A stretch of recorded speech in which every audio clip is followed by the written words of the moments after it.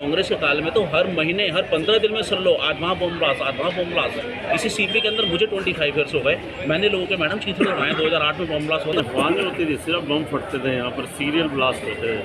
दर्शकों मैं निक्की तो मौजूद हूँ दिल्ली के कन्नौज प्लेस में और आपको बता दें आज दिल्ली के कन्नौज प्लेस में एक बैग मिला है जिसमें सूचना मिली है कि इसमें बम हो सकते हैं। इसमें जनता की क्या राय है, आइए सीधा उनसे जुड़ते हैं और जानते हैं। नाम है आपका? मेरा नाम चोपड़ा है जी। सर क्या कहना चाहेंगे, आज कन्नौज प्लेस में आज लावारिस बैग मिला जिसमें कहा जा रहा है कि बम की अफवाह है। देखो जो लावारिस बैग मिला है बम की अफवाह है, तो ये तो देखो ऐसा है कि ना होने तो अच्छा है ना। और देखो प्रैंक इतनी सारी पॉपुलेशन है, कोई ना कोई प्रैंक करते रहते हैं।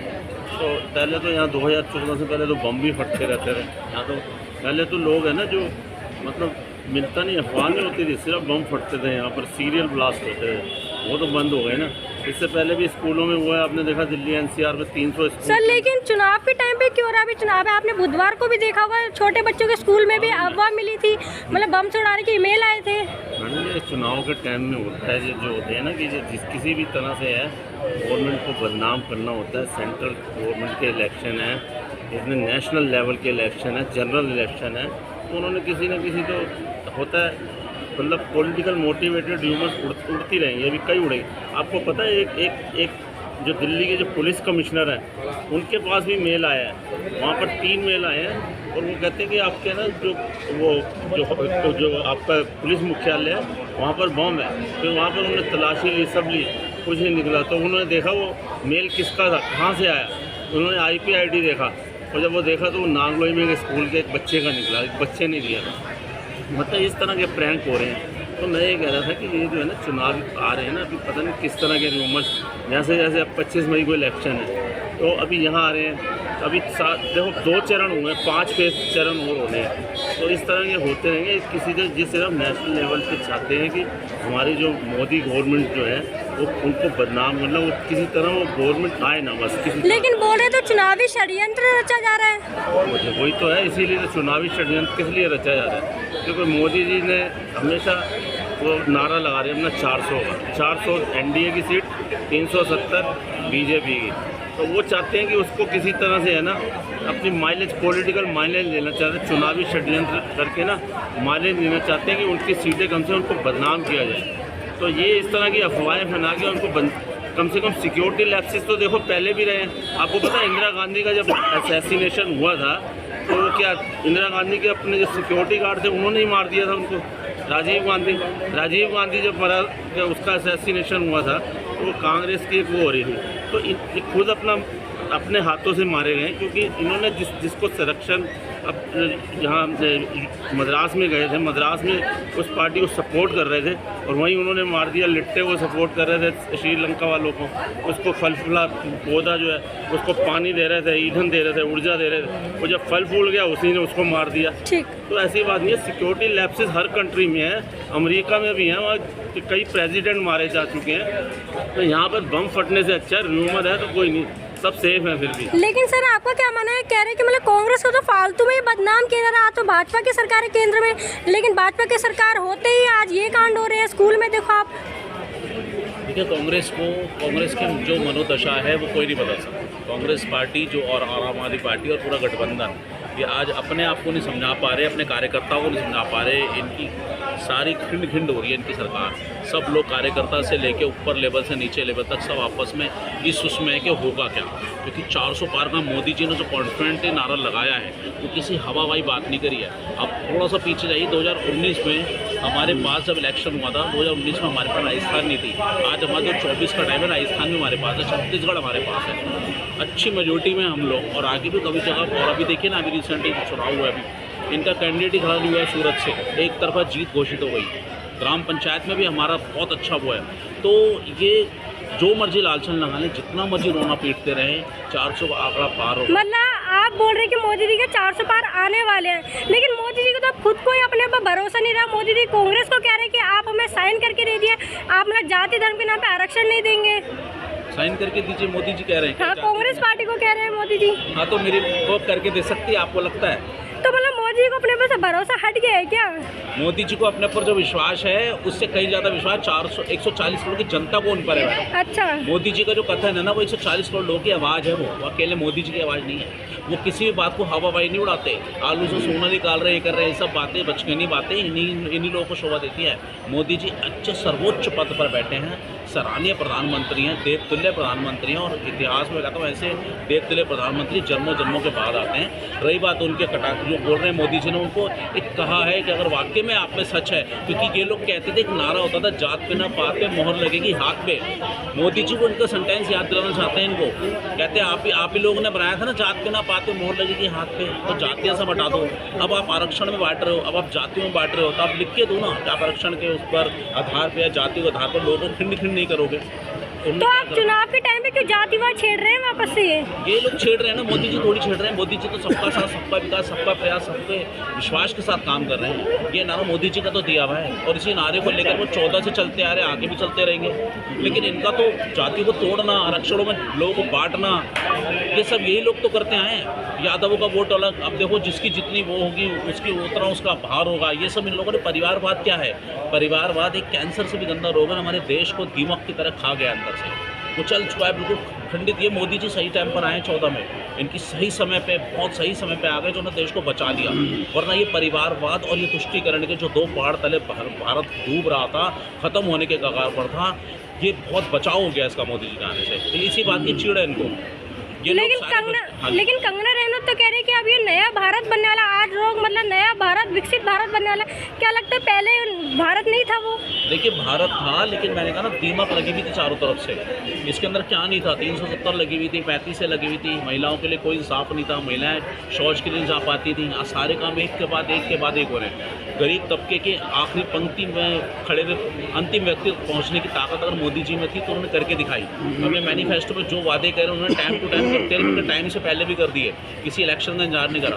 आज आप देखो विकास कितनी स्पीड से आगे बढ़ रहा है। आज हमारा देश विश्व गुरु की तरफ अग्रसर हो रहा है। आज पूरे देश, पूरे विश्व के अंदर हमारी आइडियोलॉजी को सल्यूट करा जा रहा है। पहले के प्रधानमंत्री बाहर अमेरिका में जाते थे, जूते उतरवाए जाते थे, उनकी चेकिंग होती थी, खड़े रहिए। आज हमारे प्रधानमंत्री का पूरा विश्व झुक रहा है मैडम। बड़े से बड़े प्रधानमंत्री भी नीचे सर करके बात करते हैं, झुक के बात करते हैं। इससे बड़ी बात क्या होगी? आज हमारे देश के प्रधानमंत्री में वो ताकत है, वो बड़े से बड़े देश को झुका कर बात कर सकते हैं, और झुक के बात करनी पड़ेगी। पहले हमें झुकना पड़ता था, अब कितना फ़र्क है। और वाकई में कंगना रनौत का कथन बिल्कुल सही है। जहाँ ऐसे लोग होंगे जो देश को तोड़ेंगे, जिन्होंने विभाजन करा, पहले तो टुकड़े खिंड कर दिया देश को। इन लोगों ने 47 से करा क्या है? इन लोगों ने, कांग्रेस पार्टी ने, इन लोगों ने विभाजन करा, हम लोगों को पाकिस्तान अलग बना दिया, अफगानिस्तान अलग बना दिया, बांग्लादेश अलग बना दिया। अब भारत जोड़ने की बात करते हैं। अरे पहले तो आपने भारत को खुद ही तोड़ा है। मतलब भाजपा के पास अपने कैंडिडेट खत्म हो गए हैं कि जो बॉलीवुड एक्टर्स को घुसेड़ रहे राजनीति में। बॉलीवुड एक्टर को ये नहीं लाया आज तक। राज बब्बर भी तो लाए हैं कांग्रेस वाले। क्या कह रहे हैं सर? राज बब्बर को कौन ले गया है? और राज बब्बर को कांग्रेस ले गया है। उससे पहले अमिताभ बच्चन होता था, वो भी तो वो क्या बॉलीवुड एक्टर नहीं था? राजेश खन्ना जो, तो ये राजनीति संभाल लेंगे, देश को संभाल लेंगे। कंगना रनौत को लाए ना, और तो किसी को नहीं लाए। कंगना रनौत अगर आ रही है, अब बताओ कंगना रनौत जब से वो मंडी से खड़ी हुई है तो कांग्रेस वालों की तरफ से कैसे बयान आ रहे हैं उल्टे उल्टे। और आपने सुना है कांग्रेस की एक लेडी थी प्रवक्ता, उसका नाम मेरे को याद नहीं करते, आपका मंडी में भाव क्या चल रहा है, मतलब उसकी एक मूवी थी धड़कन, उसका धड़कन का पोस्टर लगा दिया, उसमें थोड़ा सा रोल प्रोस्टिट्यूट टाइप का था। तो कहती है आपका मंडी में भाव क्या चल रहा है। इस तरह के मतलब इतने हताश हो चुके हैं, इतने निराश हो चुके हैं, इनकी हताशा बोल रही है। महिलाओं को बताओ, महिला होकर महिला का अपमान कर रही है, दुष्प्रथा। एक शर्म आनी चाहिए महिला को, महिला के प्रति। आप इतनी पुरानी पार्टी का आप एजेंडा लेकर काम कर रहे हो, इतनी पुरानी पार्टी को आप, मैं तो आगे बढ़ाने की बात कर रहा हूँ, उसके अंदर आपकी मानसिकता दर्शाई। वो जनता के देखो ना, जनता क्या देखेगी इसके अंदर? वो कंगना रनौत ने उद्धव ठाकरे के खिलाफ किसी पार्टी के एजेंडे के साथ काम नहीं करा। जो मैंने बात चलता आ रहा है, वहाँ भतीजावाद चलता आ रहा है, उसके खिलाफ उन्होंने एक बात करी, आवाज़ उठाई, तो आप उनको कुचलने की कोशिश करी, उनका घर तोड़ दिया, ऑफिस तोड़ने की कोशिश की। तो वो महिला प्रताड़ित है, वो जानती है बॉलीवुड का सिर्फ एक दिखावा है। वहाँ पर भी एक खान परिवार को किस तरह प्रमोट करा जा रहा है, हिंदू को कुचला जा रहा है। बाहर से आए भी लोगों को आपने किस तरह कुचल रखा था बॉलीवुड के अंदर। बाहर की आई महिलाओं को, नए जो न्यू कमर्स बच्चे आते हैं उनके साथ कितना गलत व्यवहार हो रहा था। उस लड़की से बर्दाश्त नहीं हुआ, उसने अपनी आवाज़ उठाई। और ये मोदी जी का कार्यकाल है, मोदी जी का समय है, यहाँ पर हर किसी को बोलने की आज़ादी है मैडम। पहले हर कोई डरता था बोलने में, आज आप भी कैमरा लेकर खड़ी हो ना मेरी बहन, तो आप भी इसलिए क्योंकि आपको कॉन्फिडेंट है कि देश अच्छे हाथों में है, या 100 हाथ खड़े हो जाएंगे आपके बचाव के लिए। क्योंकि हमारा देश राम राज्य की तरफ अग्रसर हो चुका है। आज हमारी बहन बेटी रात को भी 12 बजे भी 2 बजे भी ऑफिस से निकलती है, उसको डर नहीं है। यूपी जाकर देखो, कई स्टेट ऐसी हैं, मैक्सिमम स्टेट ऐसे हैं जहाँ मोदी सरकार है, वहाँ महिलाएं सुरक्षित हैं, अपनी आवाज़ आगे बढ़ा सकती हैं। लेकिन कंगना रनौत कह रही है कि आज लोग रोटियां खा रहे हैं, लेकिन 2014 से पहले लोग क्या खा के अपना पेट पाल रहे थे। देखिए, वो एक सेंटेंस को समझने वाली बात है कि वो किस वे में कह रहे हैं। हर सिक्के के दो पहलू होते हैं। आप एक पहलू देख रहे हैं, एक पहलू दर्शा रहे हैं। मगर सही मायने में अगर देखा जाए तो पहले की रोटी जो आती थी वो करप्शन से बनी रोटी होती थी। हम खाते ज़रूर थे, मगर उसका हिसाब कैसे चुकाना है, हमारे बड़ों ने किस तरह का 2 नंबर का पैसा लाकर हमारे कोठिया मकान तो बना दिए, लेकिन उसका हिसाब जब होगा तो कैसे होगा। हमारी पीढ़ियाँ भी रोएंगी इस चीज़ को। और हम चलो हमने कमा भी लिया, हमारे पे कल को कुछ इल्ज़ाम भी लगा, लेकिन हमारा देश कहाँ जा रहा है। हमारे देश की जो उन्नति प्रगति होनी चाहिए थी वो किस तरह रुक गई थी। 70 सालों से क्या हो रहा था, हम तो पड़ोसी अड़ोसी की आँख मूंद के बैठे रहते थे। अगर पड़ोसी का दिक्कत हो रही चुप रहते थे। आज भी देश में हो रहा है। आज हमारे देश के अंदर 84 में सिखों का नरसंहार हुआ, हिंदू चुप बैठा रहा। हमारे देश में ही कश्मीरी पंडितों को बाहर निकलना पड़ा, क्योंकि महिलाओं का मंगलसूत्र तक छीना, उनका जेवर लूटा, सब निकला। हम लोग सोए पड़े रहे। किसी मीडिया ने दिखाया, किसी न्यूज़ ने दिखाया। आज 14 के बाद हम लोगों को सब कुछ पता पड़ रहा है। आज हमारे देश को देखो ना, बताया क्या गया था टीपू का इतिहास। मोदी जी ने कांग्रेस पे लगाया था कि सोना वो हमारे देश का मंगलसूत्र छीन रहे हैं, लेकिन वही प्रियंका वाड्रा कह रही है कि मेरी माँ इंदिरा गांधी ने अपने जब जंग हुई तो उन्होंने अपना खुद का मंगलसूत्र देश के लिए कुर्बान कर दिया था। देखिए, मंगलसूत्र पहले मैंने तो आज तक देखा नहीं इंदिरा गांधी जी को, लेकिन चलो प्रभु उनकी आत्मा को शांति दे, ये तो सारा देश जानते हैं। इंदिरा गांधी जी ने मंगलसूत्र पहनकर शादी करी थी या क्या पहनकर शादी करी थी। मंगलसूत्र हमारी सनातन संस्कृति का एक हिस्सा है, और जब हिंदू परिवार की बेटी हिंदू परिवार में जाती है तो मंगलसूत्र की धारणा वो एक ज़रूर होती है। लेकिन वो किस परिवार में गई थी ये भी देश जानता है। फिरोज खान जी से शादी करी थी उन्होंने, मंगलसूत्र की फ़ोटो आप दिखा दो कोई हो तो चलो ठीक है, उनका बड़प्पा। हम फिर भी हमारा धर्म जो है सनातन संस्कृति, सब धर्मों की महिलाओं का सम्मान करते हैं। ये हमारे मोदी जी भी कहते हैं, ये हम सबका कथन है। लेकिन एक चीज़ बताइए, अगर उन्होंने कुर्बान करा था या हो गई थी तो उसके बाद ये क्या ज़रूरत थी इमरजेंसी जैसी लगाने की? उनको ज़रूरत क्या थी इमरजेंसी? ऐसा काला अध्याय भी तो उन्हीं इंदिरा गांधी जी के टाइम पे था। 3 लाख से ज़्यादा पत्रकार, जितने भी आपके विपक्ष के नेता थे, सबको जेलों में ज़बरदस्ती घुसेड़ा गया था मैडम। किशोर कुमार तक के गाने पहने हुए थे, कोई बोल नहीं सकता था। 1.5-2 साल का 2.5 साल का वो काला इतिहास आपको याद है। 84 दंगे हुए वो याद है आपको, आए दिन दंगे होते थे, याद है आपको। यूपी का कितना बुरा हाल था, मुजफ्फरनगर दंगे, ये दंगे आए दिन होते थे। उसके बाद दिल्ली में बैठे बम ब्लास्ट होते थे आए दिन। ये इंदिरा गांधी जी के कार्य में भी हुआ है, राजीव गांधी जी के कार्य में हुआ है, शीला जी के कार्य में भी हुआ है। इस पार्टी ने उस ओर से क्यों मुँह मोड़ रखा था? जब कोई हिंदू मरता है, हिंदू बेटी काटी जाती है, तो ये लोग आज भी मुँह ढक के सो जाते हैं। अगर किसी मुस्लिम के साथ कुछ हो जाए, किसी समुदाय विशेष के साथ हो जाए, तो ये लोग अपने कुर्ते फाड़ने लगते हैं, काले कुर्तों में आ जाते हैं। दुनिया भर के संगठन खड़े होते हैं इन लोगों के साथ। तो हमारा अकेला देश है ये, हमारी सनातन संस्कृति का इकलौता देश है भारत देश। आपने सेकुलरिज्म के नाम पे हमें यहाँ पे ठीक है, हम सेकुलरिज्म को मानते हैं, लेकिन एक हद तक मानेंगे ना मैडम। ये थोड़ी है कि आप दीमक की तरह हमारे को खाए जा रहे हैं। हम अपने देश में रहेंगे। मतलब एक नेता की दीमक से तुलना करना सही है, जो मोदी जी ने राहुल गांधी के बारे में कहा है क्या नेता कि मतलब एक नेता की दीमक से तुलना करना सही है कि मोदी जी ने कहा है कि राहुल गांधी दीमक की तरह पूरे देश में फैल के पूरे देश को खोखला कर रहे हैं। जब वो कहते हैं कि मोदी जी पूरे देश के अंदर कैरोसिन फैला हुआ है, चिंगारी लगाने की ज़रूरत है, तो बहुत अच्छा कहते हैं। वो कौन सा कैरोसिन की बात करते हैं? कभी खुल के बोला है राहुल गांधी जी ने? किस बात पे कहते हैं? पूरे देश के अंदर, वो भी अपने देश के अंदर बैठ के नहीं, बाहर विदेश में बैठ करके इस तरह की बात करते हैं। जब हमारा देश अच्छा सुरक्षित हाथों में है, G20 की अध्यक्षता यही हुई है ना, जी समिट यही हुआ है। कितने सुरक्षित लोग आए, सुरक्षित लोग चले गए विदेशों में। ऐसे बड़े बड़े काम यहाँ पे हुए हैं मोदी जी के कार्यकाल में। सुरक्षित है लोग, आज बम ब्लास्ट नहीं हो रहे, चीथड़ों में लोग मर नहीं रहे हैं। बस बालाकोट या कोट इनके पास बस एक आधी पॉइंट है, बोलते बताओ इनके काल में, कांग्रेस के काल में तो हर महीने, हर 15 दिन में सुन लो आज वहाँ बम ब्लास्ट, आज वहाँ बम ब्लास्ट। इसी सीपी के अंदर मुझे 25 ईयर्स हो गए, मैंने लोगों के मैडम चीथड़े उठाए। 2008 में बम ब्लास्ट हुआ था यहाँ, मैं सीपी में पालिका में काम करता था, अभी भी हूँ मैं मार्केट भाई। आप यकीन माना, हम लोगों ने जब 6 बजे का टाइम था, जब यहाँ सेंटर पार्क के अंदर ब्लास्ट हुआ था, तो मैं एकदम, हम बाहर आए, मेरे ऐसे बहुत दोस्त थे, हम लोग सड़क पार करके जब चीथड़े उठाए, हम लोग ऑटो में डाल के कभी RML पहुँचा रहे हैं, वहाँ पहुँचा रहे हैं। हमने नहीं देखा वो कौन से धर्म का कौन सा क्या है, मगर अंदर से जोश था कि ये अपना इंसानियत के नाते हम खड़े होते रहे। उसके बाद भी हमने कोशिश करी, हमारा दिमाग इस तरफ था ही नहीं कि ये जो पार्टी है, ये जो सरकार है, आतंकवादियों के लिए रात को कोर्ट खुलवा रही है भैया, आतंकवादियों की सुरक्षा के लिए कोर्ट खुलवा रही है।